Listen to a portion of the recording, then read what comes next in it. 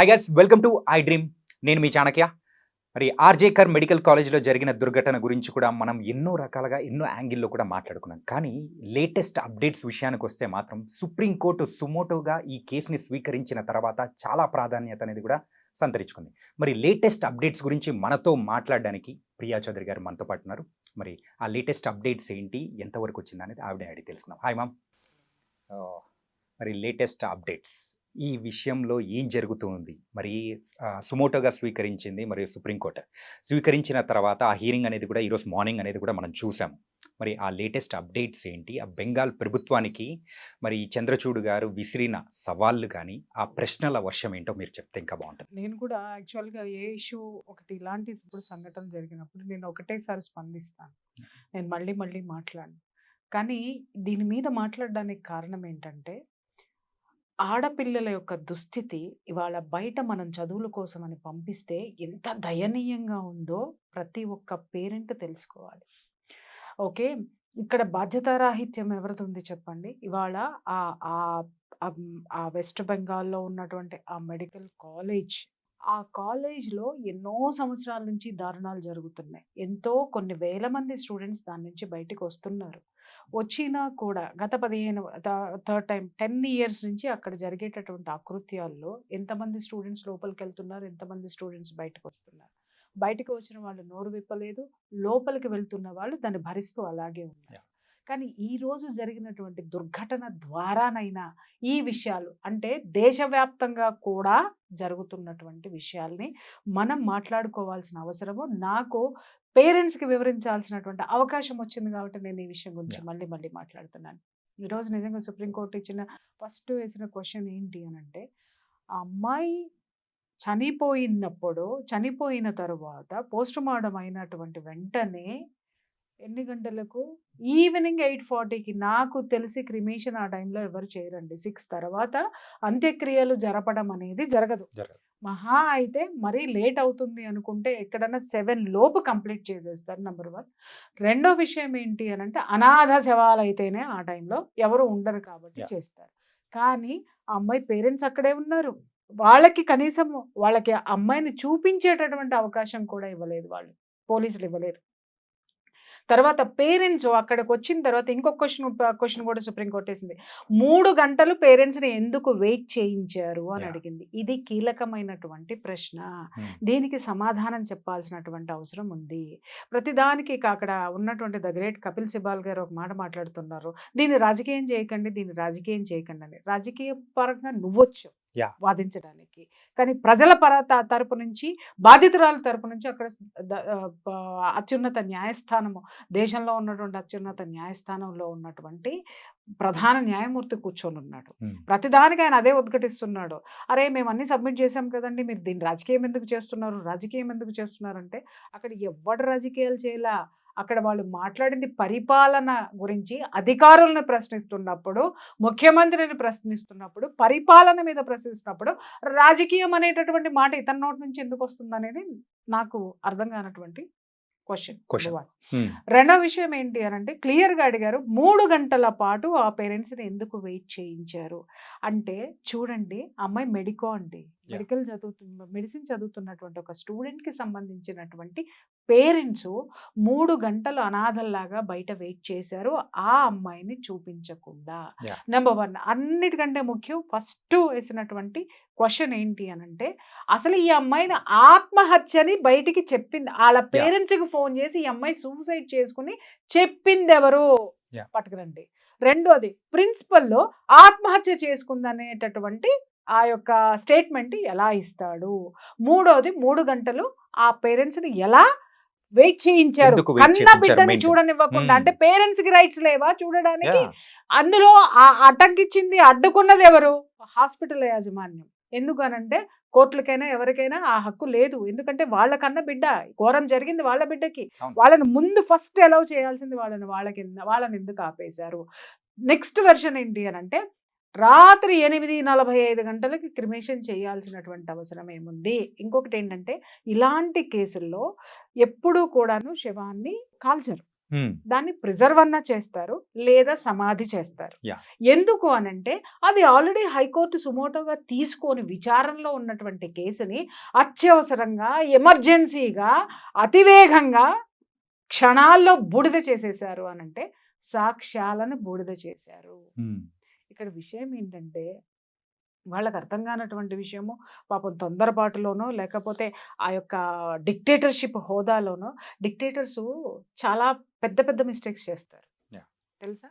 వాళ్ళ యొక్క అహంభావంతో అహంకారంతో అధికారాన్ని నిలబెట్టుకోవాలన్నటువంటి అధికారం మీద ఉన్నటువంటి దుగ్ధతోటి చేయకూడని తప్పులల్లా చేసేది డిక్టేటర్సే. అంటే ఏముందిలే అని నిర్లక్ష్యంగా కానియ్యండి అని ఏముంది చెప్పేసి లే అన్నట్టు అని కదా. కాదు ఇక్కడ మేమే కదా, ఆ. ఎవ్వడు మాట్లాడతాడులే, ఉమ్, ఎవ్వడు నేను కదా తోపిక్కడ అనేటటువంటి ఆ యొక్క అధికార మదం అంటారు దాన్ని. Yeah.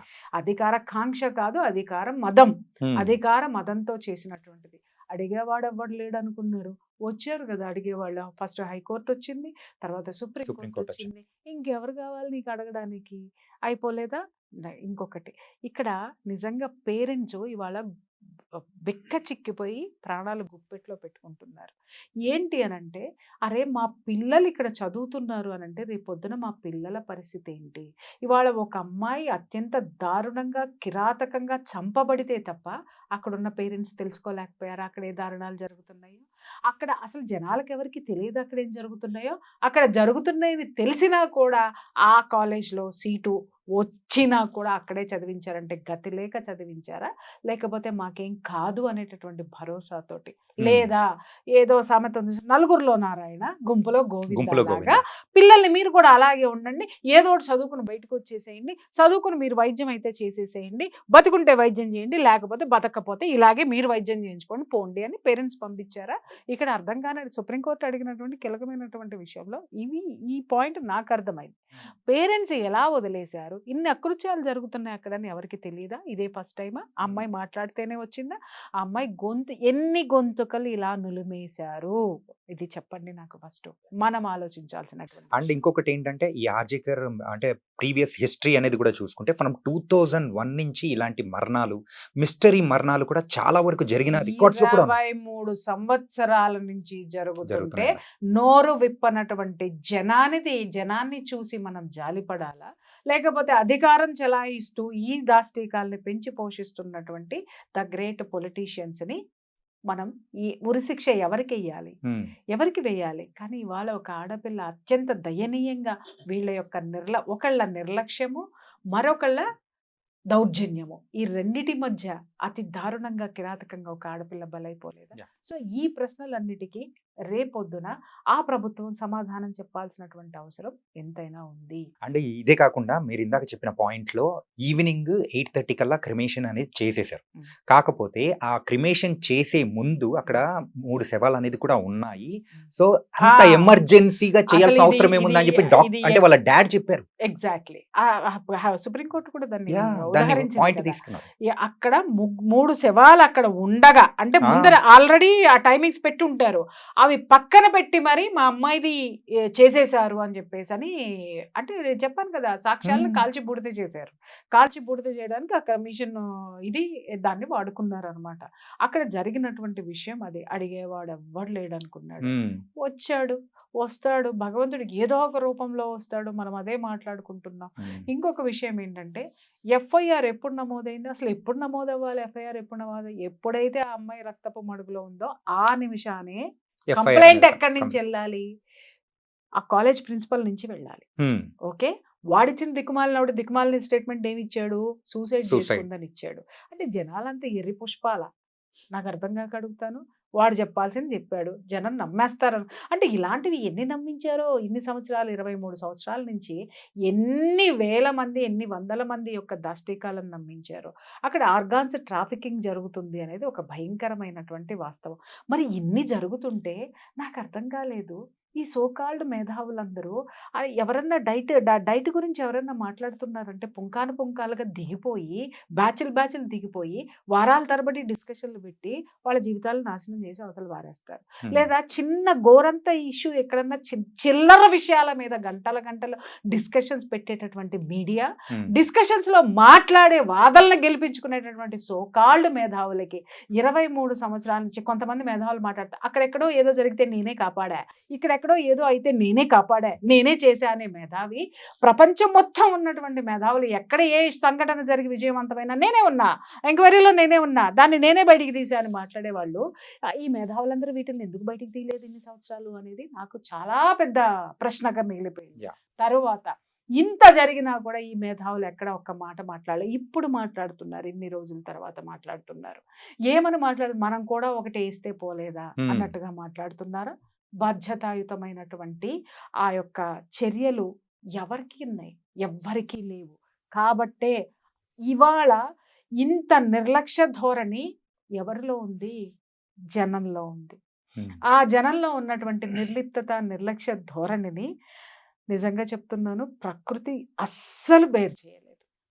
23 సంవత్సరాలు వెయిట్ చేసినటువంటి ఆ యొక్క ధర్మము ఇవాళ పైకి లేసింది. చూద్దాం కపిల్ సిబాల్ గారు యొక్క రాజకీయం గెలుస్తుందా, లేకపోతే సుప్రీంకోర్టు ధర్మాసనం అద్భుతమైనటువంటి తీర్పు ఏమిస్తుంది అనేది నేను కూడా వెయిట్ చేసి చూస్తున్నాను.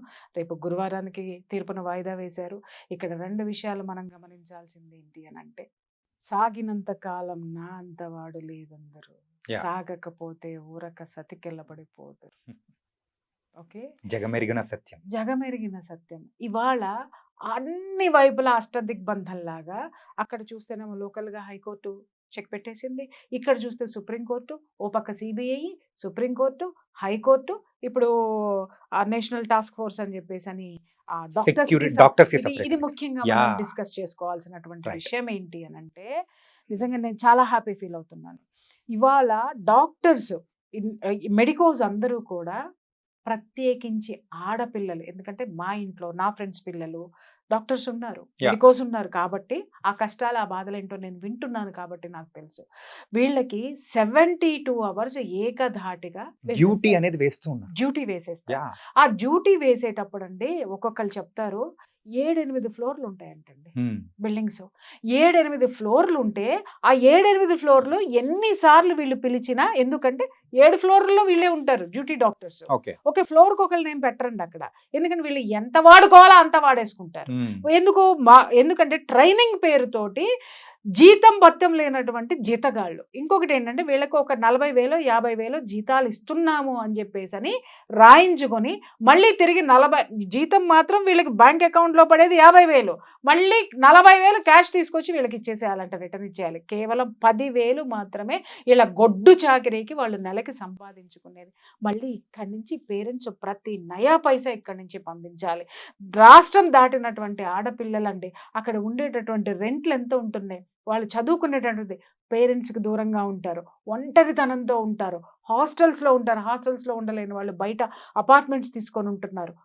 వాటి రెంట్స్ వీళ్ళకి ఇక్కడ ఏదైనా జరిగిందంటే చెప్పుకోవడానికి పేరెంట్స్కి దూరంగా ఉంటారు. వాళ్ళు చెప్పుకోవాల్సింది ఎవరికి? ఫ్రెండ్స్కి మాత్రమే. ఇంకొకటి ఏంటంటే 72 అవర్స్ 32 అవర్స్ వేస్తున్నారు అని అంటే, ఇక్కడ ఉద్దేశం ఏంటి? వాళ్ళకి చాలా మంది నేను చెప్పాను కదా, నా ఇంట్లోనూ నా చుట్టుపక్కల ఫ్రెండ్స్ పిల్లలు కూడా ఉన్నారు. వాళ్ళు చెప్పేది ఏంటి అని అంటే, వీళ్ళకి ప్రొఫెసర్స్ ఉంటారు చూసారా, గ్రడ్జ్ అంటండి వీళ్ళ మీద. వాళ్ళ మాట వినకపోతే వీళ్ళని ఇష్టం వచ్చినట్టు ఇలాంటి పనిష్మెంట్లతోటి అతి పైశాచికంగా పనిష్ చేస్తున్నారు. ఇవాళ నిజంగా నేషనల్ టాస్క్ ఫోర్స్ పెట్టడం అనే దానికి ఫస్ట్ హర్షాన్ని వ్యక్తం చేసింది నేను. మనసు ఎంత సంతోషంతో ఉందంటే, NTF నేషనల్ టాస్క్ ఫోర్స్ ఎంత నిజాయితీగా నిబద్ధతగా పనిచేస్తుందో చూడాలి. ఎందుకంటే అందులో మన హైదరాబాద్కి సంబంధించిన ఏఐజీ MD నాగేశ్వర్ రెడ్డి గారు ఉన్నారు, తర్వాత ఇంకొక ఆయన శ్రీనివాస్ గారు ఉన్నారు. సో వీళ్ళు తెలుగు వాళ్ళే, మన పిల్లల్ని, మన ఆడపిల్లలకి సంబంధించి, ఎందుకంటే వీళ్ళకి ప్రైవేట్ హాస్పిటల్స్ ఉన్నాయి, ఒక ఆయన ప్రభుత్వం దాంట్లో చేస్తున్నాడు, ఒక ఆయనకి కార్పొరేట్ హాస్పిటల్ ఉంది. కానీ వీళ్ళు కనీసం ఒక బాధ్యతని, ఇవాళ వీళ్ళ మీద పెట్టినటువంటి బాధ్యత ప్రభుత్వంలో వీళ్ళకి ఇచ్చిన పదవి కాదండి, కొన్ని వేల మంది మెడికోల యొక్క జీవితాలు, ఆడపిల్లల మాన ప్రాణాలు ఇవాళ వాటి యొక్క భద్రత కి సంబంధించినటువంటి అంశం వీళ్ళ చేతుల్లో ఉంది. Yeah. అది వీళ్ళు చాలా గుర్తించి బాధ్యతాయుతంగా చేయాల్సినటువంటి అవసరం అయితే ఈరోజు చాలా ఉంది. నిజంగా వాళ్ళకి పెట్టే టార్చర్లు ఏంటి అని అంటే, వీళ్ళు వాష్రూమ్స్ ఉండవు సరిగ్గా. అవును. ఎంత భయంకరమైన విషయం, డే అండ్ నైట్ అండి. వాళ్ళు డ్యూటీలు చేస్తున్నప్పుడు వాటర్ తాగితే వాష్రూమ్కి ఎక్కడ వెళ్ళాల్సి వస్తుందోనని వీళ్ళు గొంతు మాత్రమే తడుపుకుంటారు తప్ప సఫిషియంట్ మనకి చెప్తారు మళ్ళీ వీళ్ళు రోజుకి ఇన్ని లీటర్ల వాటర్ తాగండి, టైంకి అన్నం తినండి, సన్లైట్కి ఉండండి, ఇంకొకటి ఉండండి. నేను అడుగుతున్నానండి, ఈ మెడికోస్ అందరినీ పాపం అడగండి, సన్లైట్ అంటే ఏంటో వాళ్ళకి తెలిసేమో. ఎందుకంటే డే అండ్ నైట్ డ్యూటీలు వేస్తారు. ఆ తర్వాత డే ఎలా ఉంటుందో నైట్ ఎలా ఉంటుందో తెలియక అలసి సొలసి పడిపోతారు. నేను ఇట్లాగే మా ఫ్రెండ్ వాళ్ళ పాపను అడిగాను అనమాట, ఏమ్మా నీకు అసలు ఎంత చక్కగా ఉండే పిల్ల ఎలా అయిపోయిందో ఏంటి నాన్న అంటే, ఆంటీ అక్కడ ఉన్న వంట మనిషి అతి భయంకరంగా పెడుతుంది మాకు, ఎందుకంటే మన రాష్ట్రం కాదు వేరే రాష్ట్రానికి సంబంధించిన వంటలు అని అంటే, అట్లా కాదు నాన్న, నీకు ఏది ఇష్టమో వచ్చిన తర్వాత చెప్పు, నువ్వు చేయించుకోవచ్చు కదా పనమ్మాయితో అంటే, ఏంటంటే వచ్చిన తర్వాత వాళ్ళతో చెప్పి చేయించుకునేంత ఓపిక మాలో ఉంటుందా? ఎప్పుడు ఈ రూమ్కి వెళ్ళిపోతామా, ఎప్పుడు పడుకునేసేద్దామా, వాళ్ళు అక్కడికి వెళ్ళిన పడుకుని తర్వాత కూడా కన్ను మీద కంటి మీదకి కునుకు ఇలా వాలిపోతూ ఉంటే కళ్ళు ఎప్పుడు మూసేసుకొని పడుకునేద్దామా, కనీసం తినేటటువంటి ఓపిక కూడా వాళ్ళకు ఉండట్లేదు.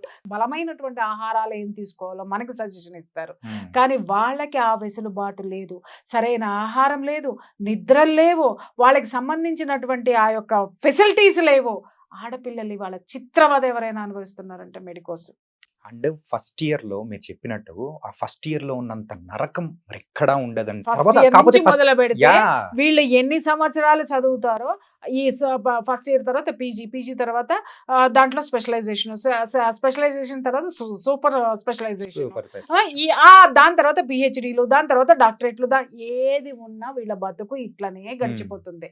చూద్దాము ఈ సంఘటనతోటైనా వీళ్ళకి ఒక మంచి భవిష్యత్తు రావాలని మాత్రం ఆకాంక్షిద్దాం. కానీ ఒక డాక్టర్ గా అయితే నేను ఒక వేరే వాళ్ళతో మాట్లాడినప్పుడు సో డాక్టర్స్ చెప్తున్నది ఏంటంటే, మా సెక్యూరిటీ పర్పస్ గా ఒక యాక్ట్ అనేది తీసుకొని వస్తే చాలు అని వాళ్ళు అడుగుతున్నారు. ఒక్కటే తప్ప నేను ఏం అడగట్లేదు. అంటే ఇక్కడ రెండు both sides of the coin ఉన్నాయి. ఇక్కడ దయచేసి మీరు ఎవరు ఏమనుకోవద్దండి, మాట్లాడుతున్నాను.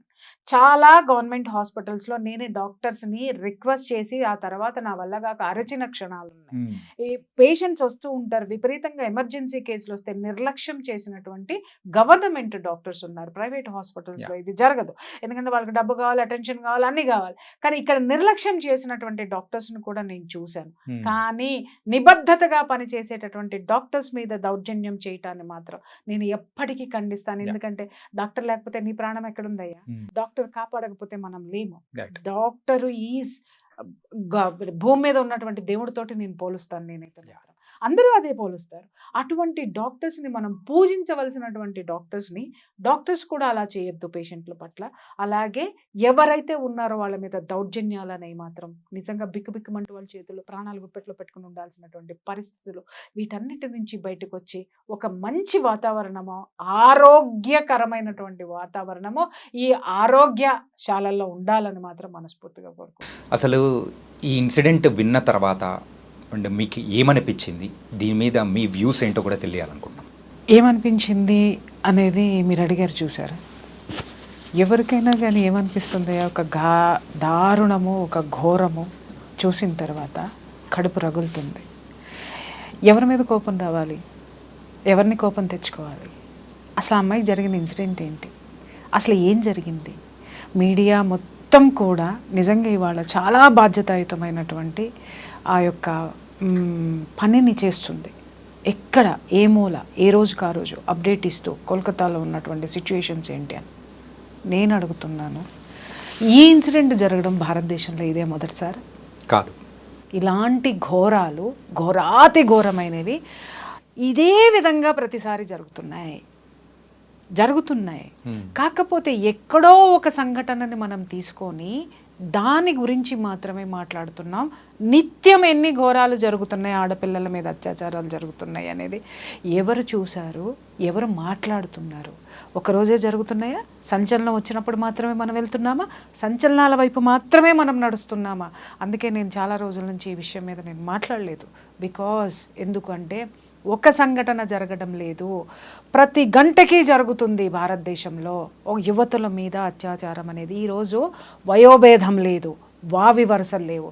ఇంత నీచమైనటువంటి ఘోరమైనటువంటి అకృత్యాలు ఎందుకు జరుగుతున్నాయి అనేది ఏ హౌస్ వైఫ్ అయినా ఆలోచించిందా?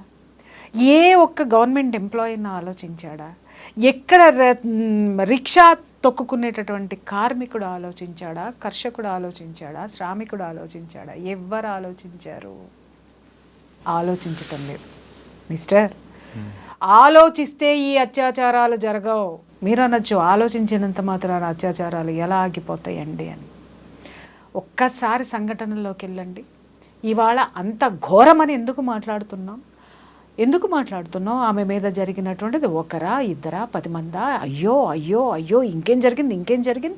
క్రైమ్ థ్రిల్లర్ సస్పెన్స్ స్టోరీ చూసినట్టు రోజు ఇంకేమన్నా వస్తాయి. అరే నేను చెప్తున్నాను, మనం వినేటటువంటి ప్రతి ఒక్కళ్ళకి సిగ్గు శరం నాడి నరాన ఉండి ఉన్నట్టయితే కనుక సిగ్గుపడాలి. ప్రతి ఆడది సిగ్గుపడాలి, ప్రతి పేరెంటు సిగ్గుపడాలి, ప్రతి ఒక్క మనిషి అనేవాడు కూడా సిగ్గుపడాలి. ఎందుకు అనంటే ఒక ఆడపిల్ల మీద అంత అసలు చెప్పలేనటువంటి దారుణం అన్నమాట, దుర్మార్గం, అతి హేయమైనటువంటి చర్య జరిగింది అనంటే ఆ శరీరంలో ఉన్నటువంటి పార్ట్, కళ్ళలో నుంచి బ్లడ్, నోట్లో నుంచి బ్లడ్, అసలు నిజంగా చేతులు వెనక్కి విరిచేసి కాళ్ళు వెనక్కి విరిచేసి అని ఇన్ని మాట్లాడుకుంటున్నామే. కొన్ని గొంతుకలు వింటున్నాను మీడియాలో, అసలు ఇలా జరుగుతుంది అని. అరే ఆ గొంతుకల వెనక అరుపులొద్దు, ఆవేదనలోకి ఒక్కసారి తొంగి చూడండి. నేను మాట్లాడుతున్నాను అది ఆవేదనతోటే. నేను ఇన్ని రోజులు నోరెత్తలేదు. అంత పైశాచికంగా ఒక మనిషే చేశాడు. ఎవడా మనిషి? ఇవాళ మనం ఒకరోజు ఒక కానిస్టేబుల్ని బయటకు పట్టుకొని వచ్చారు, అదే వాడెవడు వాలంటరీ పోలీసింగ్ని పట్టుకొని వచ్చారు. ఆ తర్వాత 2 రోజులు గడిచిన తర్వాత ప్రిన్సిపల్ని అరెస్ట్ చేశారు. ఆ తర్వాత 2 రోజులు గడిచిన తర్వాత ఇంకెవరు వస్తారో అనే సస్పెన్స్ థ్రిల్లర్ కింద మనం చూస్తున్నాము తప్ప, నేను చెప్తున్నాను అంత క్రూరము నీచము చేసింది ఒక మనిషే కదా. 10 మంది చేయని, ఒక్కళ్ళు చేయని, ఎంతమంది అయినా సరే చేయని, హ్యూమన్ బీయింగ్ చేశాడు అక్కడ. కానీ వాడిలో హ్యుమానిటీ లేదు, చచ్చింది. ఏ చర్యల వల్ల చచ్చింది, ఎందుకంత దారుణంగా చచ్చింది అనేది ఎవడెంతమంది ఆలోచించాడో అది నాకు చెప్పండి. ఎలా చేశారు అని మాట్లాడుతున్నారు. అలా చెయ్యడానికి వాళ్ళలో అంత రాక్షసత్వం రావడానికి ఏ కారణమో, ఎవడు కారణం అంటే నువ్వు, నేను, మీడియా, భారతదేశంలో ఉన్నటువంటి పరిపాలనా వ్యవస్థ, రక్షణ వ్యవస్థ, పోలీసు యంత్రాంగం, ప్రతి ఒక్క వ్యవస్థ యొక్క ఫెయిల్యూర్ ఇది. ఎక్కడి నుంచి వచ్చింది అంత రాక్షసత్వం ఒక మనిషిలో? ఎలా వచ్చింది? కనీసము మన తల్లి అయినా సరే, అతి దుర్మార్గుండి అయినా సరే, ఒక చెంప దెబ్బ కొట్టంగానే తల్లి మనసు కదా అమ్మో అని అనుకుంటుంది. కానీ ఆ కొడుకు చేసినటువంటి తప్పిదానికి ఆ యొక్క పశ్చాత్తాపం కోసం ఆవిడ వెయిట్ చేస్తుంది. అలాగే ఒక దుర్మార్గుండి అయినా సరే, మనం 4 దెబ్బలు కొట్టిన తర్వాత 5వ దెబ్బకి చచ్చిపోతాడని మనలో ఒక మానవత్వం అనేది వస్తుంది. కానీ చేసిన వాళ్ళల్లో కనీసం కొంచెం కూడా మిల్లీగ్రామంత మానవత్వం కూడా ఎందుకు లేదు అనంటే వాడి శరీరంలో వాడు తీసుకున్నటువంటి మత్తు పదార్థాల యొక్క ప్రభావం అది. మీకు తెలుస్తుందా? స్కూల్స్ దగ్గర నుంచి నిన్న మొన్న చూసాం సెలబ్రిటీస్ ఈవెంట్స్ వరకు కూడా డ్రగ్స్. ఎలా చూస్తున్నాము? భూతం కాదు, ఇంకా ఏదైనా ఒక పేరు పెట్టండి, డిక్షనరీలో వెతికి పెట్టండి. భూతం అంటే భూతానికి కనీసం వైద్యం ఉంది, కానీ దీనికి వైద్యం ఎక్కడ లేదు. దీని కూకటి వేళ్లతో సహా పెకిలించే ధైర్యం కానీ, పెకిలించే సామర్థ్యం మన యొక్క పాలనా యంత్రాంగానికి లేదా? దీనిని పారద్రోలేటటువంటి ఆ యొక్క వ్యతిరేకత కానీ, ఉద్యమం కానీ, ఆ బలమైనటువంటి ఆకాంక్ష కానీ జనంలో లేదా? ప్రతి ఒక్కడు పిరికివాడిలాగా ఎందుకు బతుకుతున్నాడు? మనది ఒక బతికేనా? శ్రీశ్రీ గుర్తొస్తున్నాడు. కుక్కల వల్ల నక్కల వల్ల మనది ఒక బ్రతికేనా? సందులలో పందుల వలె బ్రతుకు వ్యధ, చదువు వృధా, మనమంతా గానుగులం పీనుగులం అని చెప్పేసి అని మాట్లాడాడే. ఇది వాస్తవం, నిజం ఇదే. ఎంత చదువుకున్నామో, లక్షల ప్యాకేజీలు తెచ్చుకుంటున్నామో, బాహాటంగా కార్లు చూడండి. ఇవాళ భారతదేశంలో చూస్తే మనిషి నడవడానికి ప్లేస్ లేనంత కార్ల విలాసవంతమైనటువంటి జీవితాల్లో మనం ఉన్నాం. కానీ ఇక్కడ మానవత్వం అనేది అటువంటిది కోల్పోయాం. మనిషిమి అనేటటువంటి మర మనుషులమైపోయాము. మరలతోటి మనం అంతా కూడా ఆ యొక్క దాన్ని ఏమంటారు, సహచర్యం చేసుకుంటూ ఆ యొక్క దీన్ని కూడా మనలో పెట్టేసుకున్నాం. ఎవడికెవడు పట్టదు. వాడు నువ్వు కారు కొనుక్కున్నావంటే నేను డబల్గా ఇంకేం కారు కొనుక్కోవాలని ఆలోచిస్తున్నావు. లేదు నువ్వు ఒక బిల్డింగ్ కొన్నావనంటే నీకంటే గొప్పగా నేను ఎలా సంపాదించాలి, ఆ సంపాదన ఎలాగైనా సంపాదించాలి. ఇక్కడ కోల్కతాలో జరిగినటువంటి విషయం కూడా ఎందుకు ఆ అమ్మాయి అంత దారుణంగా చంపేశారు చెప్పమని చెప్పండి. ప్రశ్నించడం వల్ల. ఏమని ప్రశ్నించింది? నీకు నాకు లేనటువంటి ధైర్యమో, ఎవ్వడికి లేనటువంటి ధైర్యం, ఒక మగాడికి లేని ధైర్యం, ఒక పోలీసు యంత్రాంగం అరికట్టలేనటువంటి ఆ యంత్రాంగంలో లేనటువంటి నిబద్ధత, నిజాయితీ, గుండె ధైర్యం ఒక ఆడపిల్లలో వచ్చింది. ఆ హాస్పిటల్లో జరిగేటటువంటి అకృత్యాలని క్వశ్చన్ చేసింది. ఏ అకృత్యాలు జరుగుతున్నాయి అక్కడ ఉన్నటువంటి ఆ ట్రైనీ డాక్టర్స్ తోటి అక్కడ ఒక సెక్స్ రాకెట్ నడుస్తుందని విన్నాం. మాదక ద్రవ్యాలు, మత్తు పదార్థాలు భయంకరంగా అక్కడ బిజినెస్ జరుగుతుందని విన్నాం. ఆ బిజినెస్ని ఆ అమ్మాయి ఎప్పటికప్పుడు కూడా అక్కడ జరిగేటటువంటి వాటిని క్వశ్చన్ చేసింది. ఎందుకు క్వశ్చన్ చేసింది మాస్టర్? ఎందుకు క్వశ్చన్ చేసింది? నేను మనిషిని, ఈ అకృత్యం నా చుట్టూ జరగకూడదు, నేను ఒక వైద్యం చేసేటటువంటి వైద్యురాలిని, సమాజంలో ఇలాంటివి జరగకూడదు అని సామాజిక బాధ్యత. అమ్మాయిలో ఉన్నదేంటి? సామాజిక బాధ్యత. నిజంగా చెప్తున్నాను, ఆ వైద్యురాలు కాబట్టి ఆమె ఆలోచించింది ఇది మానసిక రుగ్మతలు, ఇవన్నీ కూడాను శారీరక రుగ్మతలు, మానసిక రుగ్మతలు రెండూ కలిస్తే ఇవాళ అమ్మాయికి జరిగినటువంటి చర్య ప్రతి ఇంట్లోనూ ప్రతి ఒక్క ఒంట్లోకి వచ్చి చేరుతుందని అమ్మాయి ఆందోళన చెందింది. కాబట్టి ప్రతిదానికి ఖండించింది, ప్రతిదాన్ని ప్రశ్నించింది. ఇక్కడ నేను ఒక్క విషయం నేను అడుగుతున్నాను, ప్రశ్నించినంత మాత్రాన ఆ అమ్మాయిని అంత భయంకరంగా చంపేశారు, ఇది వాస్తవం.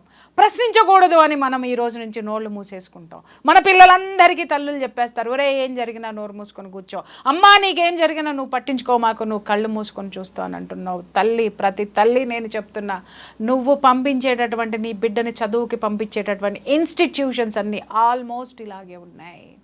నీ బిడ్డ ప్రశ్నించకూడదు, నువ్వు ప్రశ్నించకూడదు, కానీ రేపొద్దున ఇవాళ అమ్మాయి ప్రశ్నించినందుకు జరిగిందని మనం మాట్లాడుకుంటున్నామే, రేపొద్దున పక్కన ఉన్న వాళ్ళకు కూడా ఇది ఈ జాడ్యం అంటుకుంటుంది, అలాగే ఇది వచ్చి చేరుతుంది అనేటటువంటి ఆలోచన ప్రతి తల్లికి ఎప్పుడైనా వచ్చిందా?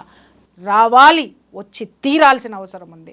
ప్రతి ఒక్క తండ్రి, పెద్ద కాలేజీలు ఎక్కడున్నాయి, పెద్దవి ఎక్కడున్నాయి, ఎక్కడ అదేంటి ఎంత పెద్ద డొనేషన్లు కట్టేసేసి కాలేజెస్లో జాయిన్ చేస్తున్నారు, స్కూల్స్లో జాయిన్ చేస్తున్నారు.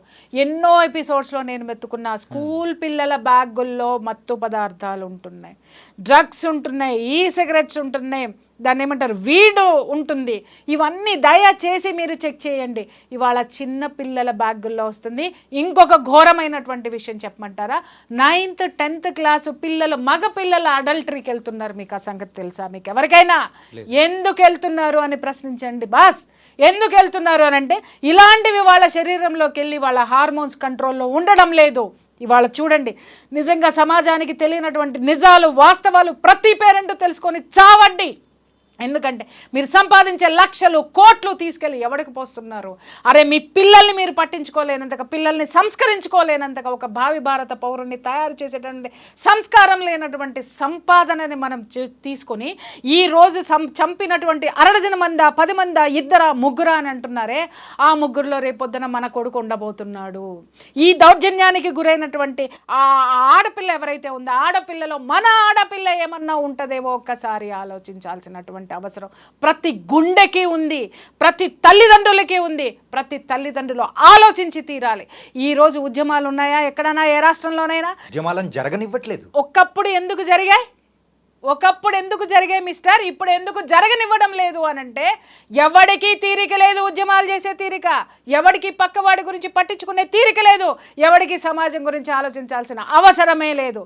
ఎప్పుడు వీడికి ఒక గగ్గోలెత్తుతాడో తెలుసా? నా ఇంట్లోకి వచ్చినప్పుడు. ఈరోజు నా దగ్గరికి చాలామంది ఫ్యామిలీ కౌన్సిలింగ్కి వస్తున్నారు. ఏమండి ఇంత జరుగుతున్నా మా బంధువులు పట్టించుకోవట్లేదండి. నువ్వు ఎప్పుడైనా పట్టించుకున్నావా నీ బంధువుల్ని? ఏమండి ఇంత జరుగుతున్నా మా పక్కింటి వాళ్ళే నన్ను ఇలా చేస్తున్నారండి. సమాజంలో ఇది వేళ్ళు వండుకున్నప్పుడు ఎప్పుడైనా నువ్వు నోరు తెరిచావా? నీ దగ్గరకు వచ్చినప్పుడు మాత్రం సమాజం కావాలి, నీ దగ్గరకు వచ్చినప్పుడు మాత్రం బంధువులందరూ కావాలి. బట్ నువ్వు చేయాలనుకున్నప్పుడు సమాజం అక్కల, బంధువులు అక్కల, నీ నెక్లెస్ నీకు కావాలి, నీ కారు నీకు కావాలి, నీ విలాసాలు నీకు కావాలి, నీ స్వార్థం నీకు కావాలి, నీ కొడుకు మాత్రమే ఉండాలి, నీ కూతురు మాత్రమే ఉండాలి. సింపుల్గా చెప్పాలంటే సామాజిక బాధ్యతను మొత్తం కోల్పోయి కేవలం స్వార్థంతోనే ముందుకెళ్తున్నారు తప్ప మానవత్వం అనేది లేకుండా వెళ్ళిపోతున్నారు. 100% నేను చెప్తున్నా. మీకు చాలా మంది అడుగుతున్నారు సామాజిక బాధ్యత ఎందుకు ఉండాలని. అరే సమాజంలో నీతి ఉంటేనే నువ్వు బతుకుతావు ప్రాణాలతో. ఆ నీతిని నువ్వు ఏది పెంపొందిస్తావో, నువ్వు ఏది సమాజానికి ఇస్తున్నావో అది రేపు పొద్దున వచ్చి నీ ఇంట్లో కూర్చుంటుంది. నువ్వు దౌర్జన్యాన్ని ప్రోత్సహించావు, నాకెందుకులే అని మూసుకొని పిరికి బందులాగా లోపల కూర్చున్నావా? ఆ యొక్క దౌర్జన్యం పెరిగి పెరిగి పక్కింటి వాడికి దగ్గరకు వచ్చింది, ఊళ్ళోకి వచ్చింది, పక్క రోడ్లోకి వచ్చింది, పక్కింట్లోకి వచ్చింది, నీ ఇంట్లోకి వస్తుంది. నెక్స్ట్ నువ్వే టార్గెట్. అది నీ వరకు రాదు అని మాత్రం దయచేసి ఆలోచించకండి. పిచ్చి జనాలు, పిచ్చి కథలు, పిచ్చి వ్లాగ్స్. నిజంగా చెప్తున్నాను కదా, ఈ సోషల్ మీడియా వచ్చిన తర్వాత జ్ఞానం ఎంత ఉందో అజ్ఞానం 10 ఉంది. దానిలో విచ్చలవిడితనం ఉంది. ఎవడు ఎంత నీచంగా పోస్టులు పెడితే, ఎవడు ఎంత నీచంగా మాట్లాడితే, నిన్నగాక మొన్న కూర్చున్న ఒక దరిద్రమైనటువంటి విషయం అన్నమాట. ఒక ప్రజాప్రతినిధి ఒక అక్రమ సంబంధం పెట్టుకుంటే వాళ్ళను కూర్చోబెట్టి రోజుల తరబడి ఇంటర్వ్యూలు, ఒక అమ్మ సిగ్గుపడుద్ది, ఒక అమ్మ ఆవేశపడుతుంది, ఒకడేమో ఆవేశపడాలో సిగ్గుపడాలో అర్థం కాక దేభ్యం మొక్క వేసుకొని వాడి సమాధానాలు చెప్తున్నాడు. ఈ దౌర్భాగ్యాన్ని సమాజం మీదకి పెట్టేటటువంటి వాళ్ళకి ఏమన్నా సామాజిక బాధ్యత ఉందా? ఇది సమాజాన్ని భ్రష్టు పట్టించేదా? ఒక వార్త వేసి తీసి అవతల అది వాళ్ళ కుటుంబ విషయాన్ని రోడ్డుకి ఇచ్చుకున్న తర్వాత ఏది చెప్పాలి, ఎవరి తరపున నిలబడాలి మీడియా? సమాజంలో ఇది ఎలాంటి దౌర్భాగ్యమైనటువంటి సిచ్యుయేషన్స్ తీసుకెళ్తుంది, కుటుంబ బంధాలని ఎలా విచ్ఛిన్నం చేస్తుందని మాట్లాడుకోవడం మానేసి అలా మాట్లాడారా, మీరు ఏం పాట పాడారు, మీరు ఏ కన్ను గీటారు, మీరు ఎక్కడ పట్టుకున్నారు, మీరు పడుకున్నారా లేదా, ఇంత నీచమైనటువంటివి మాటలు మాట్లాడుకుంటూ ఇదే ధోరణిని పెంచుకుంటూ పోతున్నారంటే ఇవే జరుగుతాయి మిస్టర్. అడిగి ఎందుకు జరిగింది ఈ అమ్మాయికి అనంటే, మనమంతా అక్రమ సంబంధాలు ఎలా ఉన్నాయి, అవి అక్రమ సంబంధాలు కాదు, వీడు గొప్పగా బతికేస్తున్నాడు, నాకొక వీడియో కావాలి, నాకొక ఎపిసోడ్ కావాలి అని చెప్పేసి అని పుంకాలుగా తీసి అవతల బారేసి మనం మాట్లాడుతుంటే ప్రశ్నించే గొంతుక ఒక్కటే అయిపోయింది అక్కడ. ఈ గొంతుకలన్నీ దేని చుట్టూ తిరుగుతున్నాయి? నా వ్యూస్ ఎలా వస్తాయి? అక్రమ సంబంధాల మీద వస్తాయి, పోర్న కంటెంట్ మీద వస్తాయి, లేకపోతే ఇంకేదన్నా దాష్టికాలు చేస్తే వస్తాయి, ఇంకేంటి బెట్టింగ్ యాప్లు చేస్తే నాకు డబ్బు వస్తాయి. ఇలాంటి అరాచకాలు పెంపొందిస్తుంటే బెట్టింగ్ యాప్లు ప్రమోట్ చేసే వాళ్ళను కూడా స్టూడియోల్లో కూర్చోబెట్టి హీరోలుగా చూపించినంత కాలం, ఈ దౌర్భాగ్యం నడిచినంత కాలం ఆ బెట్టింగ్లో వచ్చేటటువంటి మనీ ఎక్కడికి వెళ్తుంది బాస్? ఎవరి చేతుల్లోకి వెళ్తుంది? ఎవరు నడుపుతున్నారు దాన్ని నిలబెట్టుకోవడానికి అక్కడ ఎన్ని దౌర్జన్యాలు ఉన్నాయి. దాన్ని కంట్రోల్ చేయట్లేదు ప్రభుత్వం. ఎందుకు కంట్రోల్ చేయట్లేదు? ఇవన్నీ కూడా ఒకదానికొకటి ప్రపంచం మొత్తం డబ్బు వెనక పడుతుంది. ఎవ్వరూ కూడా ఆ అమ్మాయి వెనక లేరు. చట్టం లేదు, కేవలం న్యాయస్థానం మాత్రమే ఉంది. అక్కడ కూడా నిజంగా చెప్తున్నాను, ఆ జస్టిస్కి నిజంగా చేతులెత్తి మొక్కాలి. ఆ ధర్మాసనంలో వాళ్ళు సుమోటోగా కేసు తీసుకొని ముందుకు నడిపించడం వల్ల హైకోర్టు జడ్జి నిజంగా 10 కాలాల పాటు ఇంకా ఆయన ఎన్నిటినో ఈ యొక్క సామాజిక రుగ్మతలను రూపుమాపడానికి ఇంకా ఇలాంటి వాళ్ళు ముందుకు రావాలి. ఆ ఒక్క దీని వల్లనే ఆ సంఘటన బయటకు వచ్చింది కాబట్టి ఇవాళ మన గొంతుకలు మాట్లాడుతున్నాయి. లేదు అనంటే ఎవ్వడికి పట్టనటువంటి విషయము చాలామంది చూస్తున్నాను నేను. ఇది చాలా ఘోరం, వాడికి ఎలాంటి శిక్ష పడుతుంది, ఏమవుతుంది, వాడు బయటికి రాడు, వాడు అలా చేస్తాడు. ఎందుకు అనంటే ఇక్కడ అమ్మాయికి అన్యాయం జరిగిందని మాత్రమే స్లోగన్ ఉంది కాబట్టి వాడికి శిక్ష పడుతుంది. ఎన్ని సంవత్సరాలు శిక్ష పడుతుంది, వాడికి బెయిలే రాకూడదు అని మాట్లాడుతున్నారు. అయ్యల్లారా అమ్మల్లారా, ఎంతమంది ఇలాంటి కేసులు వస్తే బెయిల్ ఇవ్వడానికి ముందుకొస్తున్నారు మీరు? నేను అడిగాను అనుకోండి, అది మా ప్రొఫెషన్ అంటారు, కాదని అనట్లా. నీ సామాజిక బాధ్యత ఏది? ఈరోజు మీరు ఇలాంటి వాళ్ళకి బెయిల్ ఇప్పించి రోడ్ల మీద వదిలేయబట్టి కాదా ఈరోజు ఒక ఆడపిల్ల అతి క్రూరంగా, అతి నీచంగా, అతి హేయంగా బలైపోయింది ఈ సమాజంలో? మీకు బాధ్యత లేదా? న్యాయాన్ని కాపాడాల్సిన బాధ్యత లేదా? దుర్మార్గాన్ని అడ్డుకోవాల్సినటువంటి బాధ్యత లేదా? ఈ యొక్క చట్టంలో ఉన్నటువంటి ఈ వెసులుబాటులు, ఈ లొసుగుల వల్లనే కదా ఈరోజు జరిగింది. ఎంతో ఉంది, కానీ ఒక్కడో ఇద్దరో మాత్రమే ఎందుకు బయటకు వచ్చారు?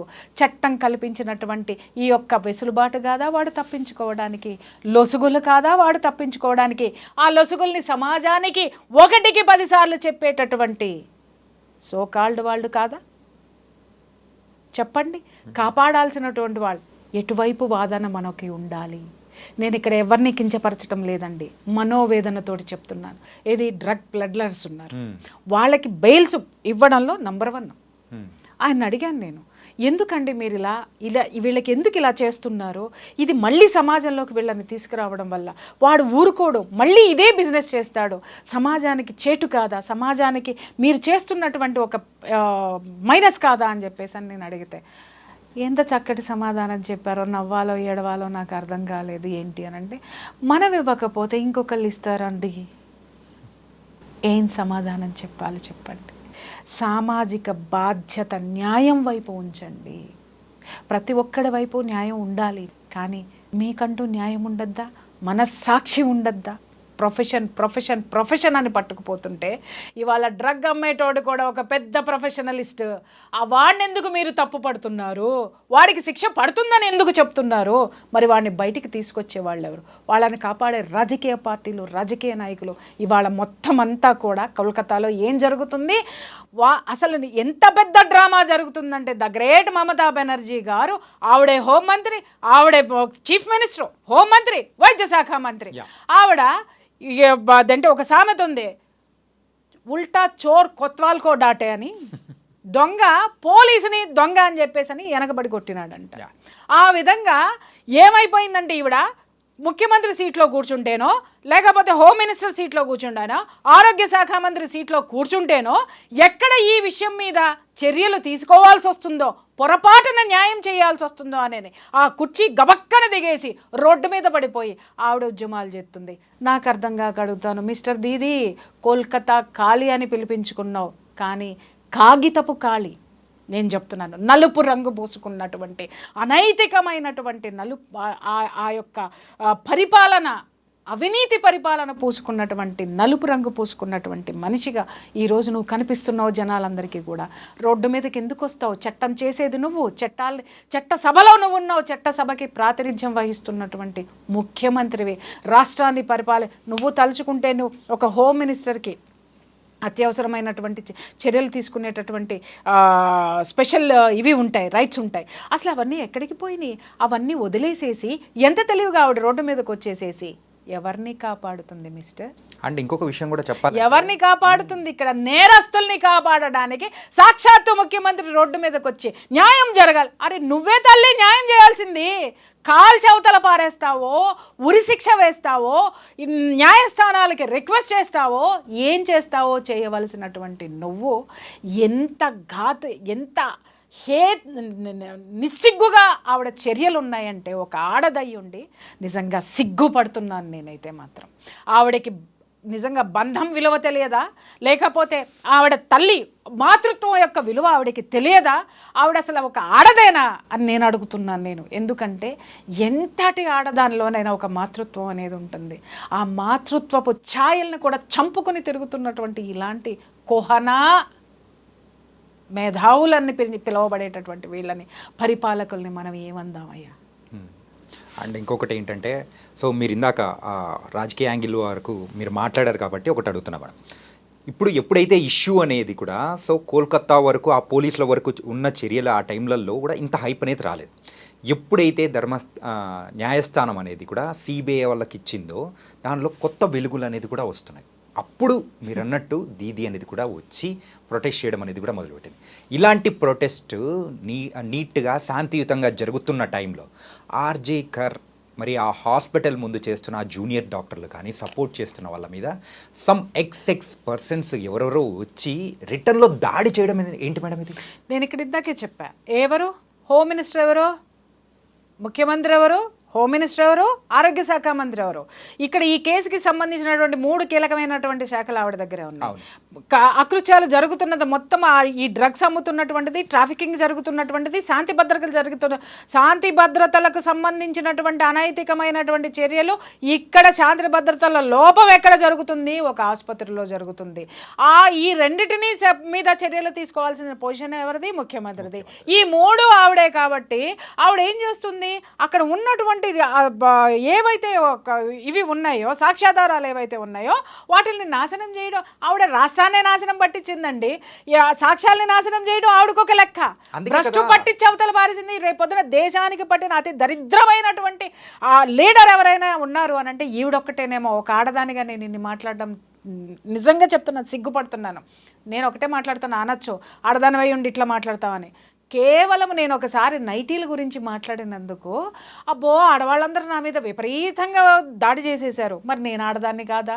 నేనేం మాట్లాడాను? అందంగా ఉండండి అమ్మా ఇలా ఎందుకుంటున్నారని మాట్లాడినందుకు మీకు కోపం వచ్చిందే. మరి ఒక ఆడపిల్లని కాళ్ళు విరిచి కళ్ళు పీకి ఈ విధంగా ఎముకలు విరగొట్టి నుజ్జు చేసి ఇంత నీచమైనటువంటి చర్యకి పాల్పడడానికి, అక్కడ అకృత్యాలు అన్నీ జరగడానికి, అంత ఘోరమైన చర్య జరగడానికి నీళ్లు పోసి మొక్కని ఒక వటవృక్షంలో పెంచినది కూడా ఒక ఆడదే. ఆడదాన్ని వీళ్ళందరూ ఏం చేస్తున్నారని నేను అడుగుతున్నాను ఫస్ట్.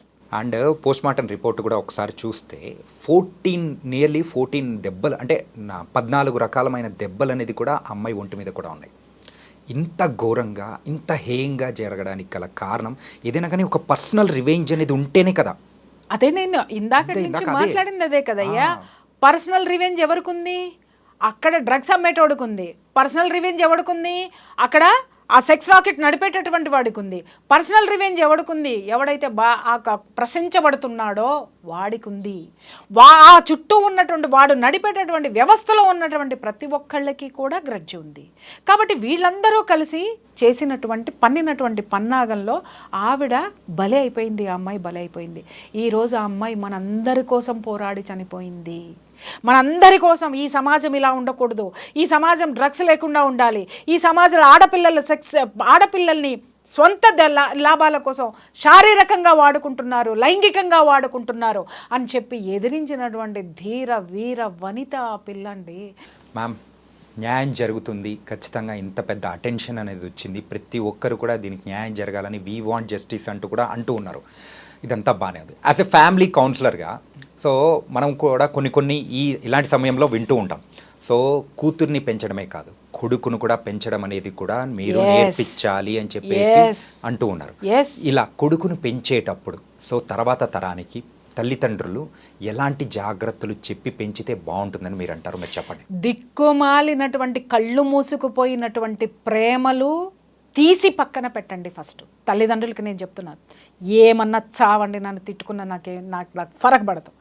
ఒక్కటి మాత్రం చెప్తున్నాను, ఎవడైనా అమ్మ నీ కొడుకు డ్రింక్ చేస్తున్నాడనో, నీ కొడుకు సిగరెట్లు కాలుస్తున్నాడనో, నీ కొడుకు అమ్మాయిలకి లైన్ వేస్తున్నాడనో, లేదా నీ కొడుకు ప్రవర్తన బాగాలేదు లైంగికంగా వేధిస్తున్నాడని ఏ కన్న తల్లికైనా ఎవత్తైనా తీసుకెళ్ళి ఒక చిన్న కంప్లైంట్ ఇవ్వండి. ఆ తల్లి ఎట్లా రియాక్ట్ అవుతుందో మీ అమ్మాయిని అదుపులో పెట్టుకోండి. మావాడు మగాడు సిగరెట్లు కాలుస్తాడు, మావాడు పలానావాడు ఇది కాలుస్తాడు, మావాడు చేస్తాడు, ఇలాంటి మనస్తత్వం ఉన్న వాళ్ళని తంతే. అలాగే తల్లుల్ని నేను కించపరుస్తున్నానని అనుకోకండి. నేను అందరినీ అనట్లేదు, అందుట్లో నేను కూడా ఒక తల్లిని నేను మాట్లాడుతున్నాను కదా. నా ఆవేశానికి చాలా కారణాలు ఉన్నాయి. నా ఆవేశానికి చాలా న్యాయబద్ధమైనటువంటి ఇది ఆవేదన ఉంది దాని వెనక. తండ్రులు ఉన్నారు. వాడు ఒక్కొక్కడు చెప్తున్న మదమెక్కిన తండ్రులు ఎంతమంది ఉన్నారంటే, కొడుకు తిరగడానికి డబ్బులు ఇస్తాడు, కొడుకు డ్రగ్స్కు బానిస అవుతున్నాడన్నా కూడా వాడిని తీసుకెళ్ళి 4 రోజులు రీహాబిటేషన్లో పెడతాడు, మళ్ళీ డబ్బిచ్చి మళ్ళీ పంపిస్తాడు. కొడుకు ఎక్కడ జాయిన్ చేస్తున్నాడు కొడుకుని, ఎక్కడైతే డ్రగ్స్ అమ్మబడునో, ఎక్కడైతే కండోమ్స్ బ్యాగుల్లో వేసుకుని తిరిగేటటువంటి స్కూల్స్లో విచ్చలవిడితనమైనటువంటి లైంగికపరమైనటువంటి ఆ యొక్క అలవాట్లు ఏవైతే ఉంటాయో, ఆ విశృంఖలత్వం ఎక్కడైతే ఉంటుందో ఆ స్కూల్లోనే చదవబడును, అక్కడే జాయిన్ చేస్తారు. ఈ మధ్యకాలంలో కూడా మనం ఒక 2 సంవత్సరాల పిల్ల మీద 2 నెలల తరబడి ఒక డ్రైవర్ లైంగికంగా అత్యాచారం చేస్తే ఆ తల్లిదండ్రులు ధైర్యం చేసి వచ్చి సమాజంలో చెబితే మిగిలిన పేరెంట్స్ ఏమన్నారు, ఆ స్కూల్ని మూసేయమని చెప్పి గవర్నమెంట్ ఆర్డర్స్ ఇస్తే మిగిలినటువంటి దౌర్భాగ్యపు దగులుబాజీ పేరెంట్స్ కొంతమంది ఏం మాట్లాడారో తెలిసినా, అయ్యో ఎవరో ఒకరికి జరిగితే ఆ స్కూల్ ఎందుకు మూసేస్తారండి, మా పిల్లలు ఎక్కడికి వెళ్ళాలండి. ముండమోపుల్లారా, ఇలాంటి అకృత్యము జరుపుతున్నది ఎవరు? ఆ ప్రిన్సిపల్ మాత్రమే కాదు, ఇలాంటి ప్రిన్సిపల్స్ క్యారెక్టర్స్ తెలిసినా కూడా ఆ విద్యా వ్యవస్థని వ్యాపార పరంగా నడిపేటటువంటి ఆ యొక్క యాజమాన్యాలు సైతం కూడా దీనికి కారణమే. ఆ విద్యాలయాల్లో వేళ్ళూనుకుపోయినటువంటి ఈ యొక్క సంస్కృతిని దూరంగా మీ పిల్లల్ని పెంచడం చేతకాని దద్దమ్మల్లారా. ఇలాంటి దద్దమ్మల వల్లనే ఇలాంటి మగపిల్లలు పుడుతున్నారు, ఇలాంటి అకృత్యాలకు పాల్పడుతున్నారు, ఇలాంటి చెడు అలవాట్లకి బానిసలవుతున్నా కూడా నోరు తెరవలేని చేతగాని దద్దమ్మలైనటువంటి పేరెంట్స్ ఉన్నాం ఇక్కడ. అందుకోసమే ఇక్కడ ఈ ప్రపంచంలో, ఈ సమాజంలో మనం ఇవాళ ఎదుర్కొంటున్నాం.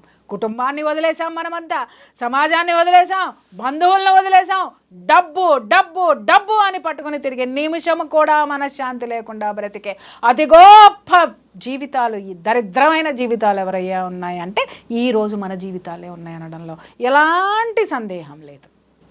అండ్ మీరు ఇంత కలకత్తా కాలిలాగా మాట్లాడడానికి సో ఇంత ఎమోషనల్గా కనెక్ట్ అయిపోయారని కూడా నాకు అనిపిస్తుంది ఈ ఇన్సిడెంట్ మీద. నేను కలకత్తా కాలినైతే ఈ ఇన్సిడెంట్లు ఇలా జరగవయ్యా, నిజం చెప్తున్నాను కదా. ఆవిడ ఇంకా కదలటం లేదండి అని నా ఆవేదన లోపల నుంచి. రోజు అదే అనుకుంటూ ఉంటాను అనమాట. ఏ కాళికాదేవి, ఏ అమ్మవారు ఆ త్రిశూలం పట్టుకుని అట్టాకే కూర్చుంటుందా? అది పట్టుకొని బయటికి రాదా? ఆడపిల్లలు జరుగుతుంటే పొడిచేదా అని అనిపిస్తుంది.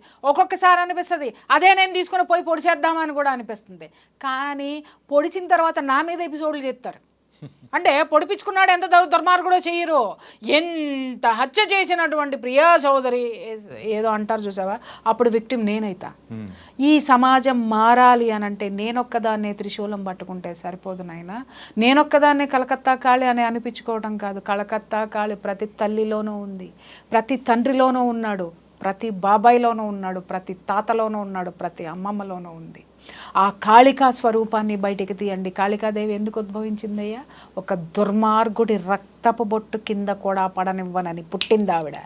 కానీ అదే కాళికాదేవి ఉన్న చోట ఆ పిల్ల రక్తపు అడుగులో పడి ఉంది అనంటే ఆ స్థితిని గతిని అనుభవిస్తున్నటువంటి మనము ఎంత చేతగాని వాళ్ళమయ్యా మనం. కాళికాదేవి ఉద్భవించింది అనంటే ఆవిడ నేర్పింది, అరే ఇలా ఉండండి రా సమాజంలో అని. ఎందుకు చదువుకోవాలి, ఎందుకు మొక్కుతున్నావు పొద్దున్నే వెళ్ళిన తర్వాత ఆమెకి? ప్రతి దేవతకి ఎందుకు మొక్కుతున్నావు, ప్రతి దేవుడికి ఎందుకు దేవుడా దేవుడా నా కొడుకు వాళ్ళ డ్రగ్స్ తీసుకొని వచ్చిన నన్ను కొట్టకుండా చూడని మొక్కుకుంటున్నామా? దేవుడా దేవుడా మా అమ్మాయి బయటికి వెళ్ళింది, ఏ బాయ్ ఫ్రెండ్ని తీసుకురాకుండా ఉండండి మొక్కుకుంటున్నామా? దేవుడా దేవుడా నా మొగుడు బయటికి వెళ్ళాడు, దేన్ని తెస్తాడో దాంతో కాకుండా నాతోటి ఉండమని మొక్కుకుంటున్నామా? లేదా దేవుడా నేను మాత్రమే బాగుండాలి, నా కుటుంబం బాగుండాలి, నా కొడుకు ఏం చేసినా, నా కూతురు ఎంత విచ్చలవిడితనంగా తిరిగినా, నేను ఏ దౌర్భాగ్యాలు చేసినా నన్ను ఎవడు పట్టుకోవద్దు, నా కుటుంబం జోలికి ఎవడు రావద్దు, నేను మాత్రమే రాజులాగా ఉండాలని వీడు కోరుకుంటున్నాడా? ఎలాంటి కోరికలతోటి మనం అడుగుతున్నాము. అందుకే దేవతకు కూడా విరక్తి పుట్టిందయ్యా. ఎవడి మీదకి వదిలేసిందంటే ఇవాళ సమాజంలో ఉన్న మన మీదకి వదిలేసింది బాధ్యత కలకత్తా కాళి. ఆ కలకత్తా జనమే తేల్చుకుంటారు. ఇప్పటికీ కూడా నేను ఎప్పుడో ఒక మాట మాట్లాడుతూ ఉంటాను, ప్రకృతి అనేది మాత్రం ఏ రోజుకైనా విశ్వానికి ఛాలెంజ్లు విసరకు బ్రదర్. తిరిగి అది ఛాలెంజ్ విసిరితే తట్టుకోలేవు. కొన్ని వందల సార్లు చెప్పినా నేను ఈ మాట. ఈరోజు ద గ్రేట్ దిక్కుమాలిన కాగితపు దీది, కాలారంగు దీది అనుభవిస్తుంది విశ్వం విసిరిన సవాల్ని. ఏ యాంగిల్ నుంచి ఎటు వచ్చినా కానీ సో దానికి వెనకల అంటే ఎవరుంటారు ఏంటి అనేది కూడా మీరు చాలా నీట్గా కూడా ఎక్స్ప్లెయిన్ చేసి చెప్పారు. So thank you so much Priya Chowdary గారు. Thank you. సో గైస్, ప్రతి ఒక్కరు కూడా మరి ఈ ఇన్సిడెంట్ గురించి తలుచుకున్నారంటే ఖచ్చితంగా గుండె తడి, ఖచ్చితంగా కంట్లో నుంచి నీరు వచ్చేది కూడా ఖచ్చితంగా ఉండే ఉంటుంది. అయ్యో అనుకున్న క్షణాలు కూడా మనకు ఉండే ఉంటాయి. కాబట్టి ఇలాంటివి మన ఇంటి వరకు కూడా రాకూడదు అని అనుకుంటే మనం కూడా సామాజిక బాధ్యతతో ఏదైనా కానీ తప్పులు జరుగుతున్నాయంటే ప్రశ్నించే అవకాశం అనేది కూడా మీరు తీసుకొని దాన్ని ప్రశ్నించారంటే మనం ముందుకి జాగ్రత్తగా వెళ్ళొచ్చు. భవిష్యత్ తరాలని కూడా మనం హ్యాపీగా ఉంచవచ్చు. ఇది ఇవాల్టి ఇంటర్వ్యూ. మరో ఇంటర్వ్యూతో మళ్ళీ కలుద్దాం. అంతవరకు take care. This is your Chanakya. See you.